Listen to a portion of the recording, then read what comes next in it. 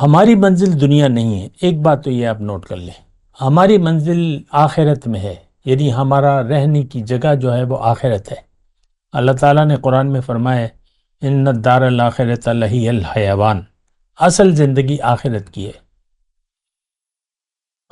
تو ہمیں آخرت کی تیاری کرنی چاہیے، اور یعنی امتحان میں پاس ہونا چاہیے. دنیا کی زندگی ایک امتحان ہے، اس میں ہمیں پاس ہونا ہے، فیل نہیں ہونا. فیل ہو گئے تو جائیں گے جہنم میں، یہ بات بالکل کلیئر ہے. اللہ اکبر اللہ اکبر اللہ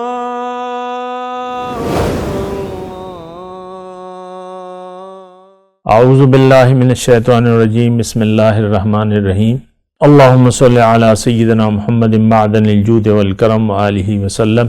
سامعین و ناظرین اکرام، السلام علیکم ورحمۃ اللہ وبرکاتہ. آج کا ہمارا موضوع یہ ہے کہ ہمیں تقوی کی کیا ضرورت ہے.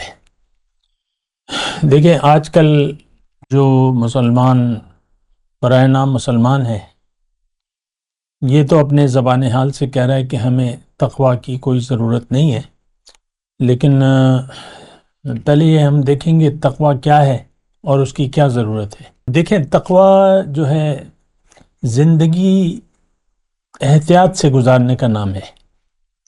محتاط ہو کر آپ زندگی گزاریں، محتاط رویہ ہو، یہ ایک مختصر بات ہے.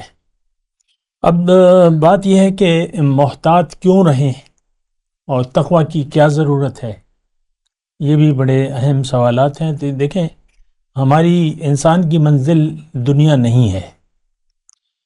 یہ ایک ہمیں جو دھوکہ پڑا ہوا ہے کہ ہمیں دنیا ہی میں رہنا ہے، کھا لے پی لے جی لے، یا مزے یا آسائشات زندگی، یہ ہمارا مدعا زندگی نہیں ہے. ٹھیک ہے، کھانا پینا جو ضروریات زندگی ہیں یہ تو ضروریات زندگی ہے نا، لیکن یہ مقاصد نہیں ہے. اور افسوس سے یہ کہنا پڑتا ہے کہ ہم نے اس کو مقصد بنا لیا ہے. آسائشات اور مزے اور انجوائمنٹ یا خوشی سے ہم یعنی یہ ایک جو ہے کہ ہم خوش رہنا چاہتے ہیں، اور وہ ظاہری خوشی ہماری مراد ہوتی ہے. ظاہر میں ہم خوشی تلاش کرتے ہیں، اور وہ پھر ایک مختلف بات ہو جاتی ہے. لیکن جیسا کہ میں نے آپ کو کہا کہ انسان، ہمارا تعلق اس دنیا سے نہیں ہے، ہمیں آسمانوں سے اتارا گیا ہے جو بھی ہے، لیکن اوپر سے ہم آئے ہیں.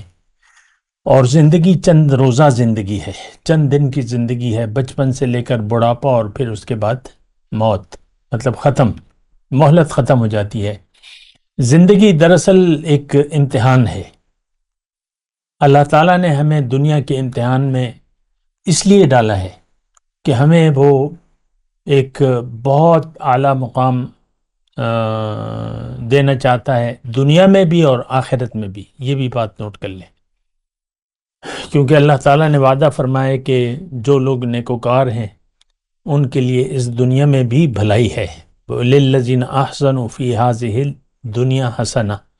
دوسری جگہ ہے لنبوئنہم فی الدنیا حسنہ، او کما قال، کہ دنیا میں ہم اس کو ایک اچھا ٹھکانہ دیں گے.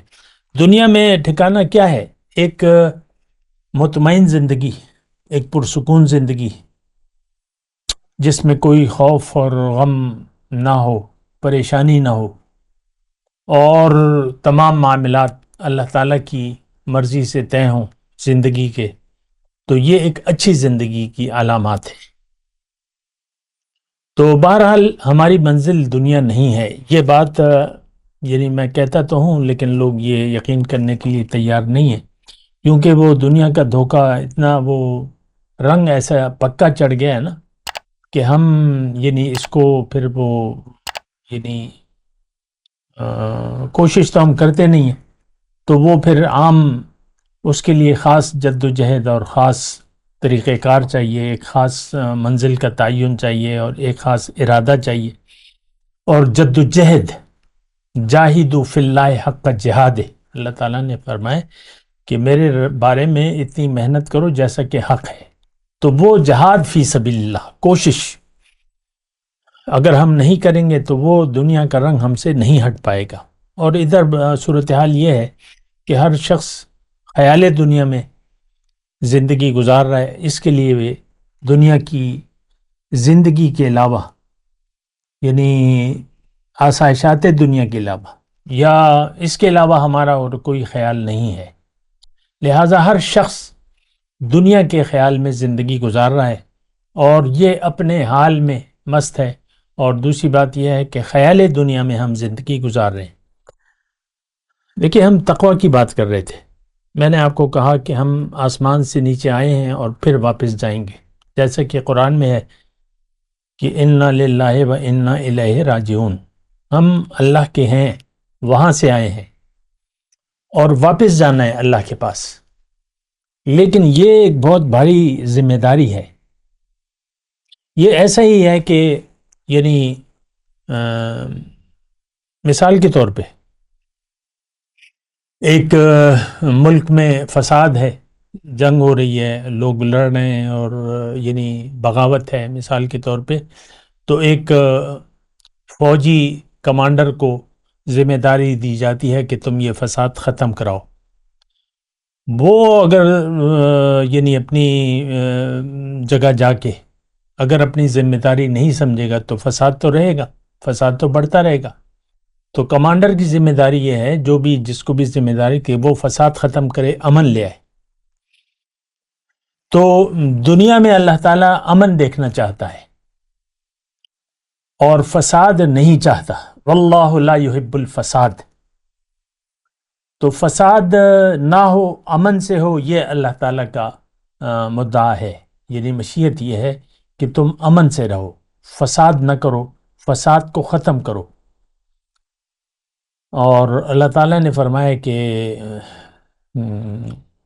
فتنہ جو ہے قتل سے زیادہ ہے. الفتنۃ اشد من القتل. تو بہرحال میں اپنے موضوع کی طرف آتا ہوں. تقوی کی بات ہے. ہماری منزل دنیا نہیں ہے. ایک بات تو یہ آپ نوٹ کر لیں، ہماری منزل آخرت میں ہے. یعنی ہمارا رہنے کی جگہ جو ہے وہ آخرت ہے. اللہ تعالیٰ نے قرآن میں فرمایا ہے ان الدار الاخرۃ لہی الحیوان. اصل زندگی آخرت کی ہے. تو ہمیں آخرت کی تیاری کرنی چاہیے اور یعنی امتحان میں پاس ہونا چاہیے. دنیا کی زندگی ایک امتحان ہے، اس میں ہمیں پاس ہونا ہے، فیل نہیں ہونا. فیل ہو گئے تو جائیں گے جہنم میں. یہ بات بالکل کلیئر ہے. اور امتحان کوئی دے ہی نہ تو یہ بھی ایک الگ موضوع ہے کہ ہمیں تو یقین ہی نہیں ہے. ہم تو دنیا کو آرام اور آسائش اور سکون سے زندگی گزرے گی، آرام سے زندگی گزرے گی. وہ کہتے ہیں نا کہ زندگی گزر جائے گی آرام کے ساتھ. تو ہم آرام سے اور خوش رہتے ہوئے، دنیا کی چیزوں پر خوش رہتے ہوئے، انجوائمنٹ آپ جیسے کہتے ہیں وہ کرتے ہوئے ہم زندگی گزار رہے ہیں. تو اس کی وجہ یہی ہے کہ ہم اپنے آپ سے، اپنی حقیقت سے غافل ہیں. تو بات یہ ہے کہ دیکھیں، زندگی امتحان ہے، اس بات کو ذرا نوٹ کریں. اور امتحان میں آپ نے امتحان دینا ہے، امتحان سے بھاگنا نہیں ہے. جد و جہد کرنی ہے، محنت کرنی ہے.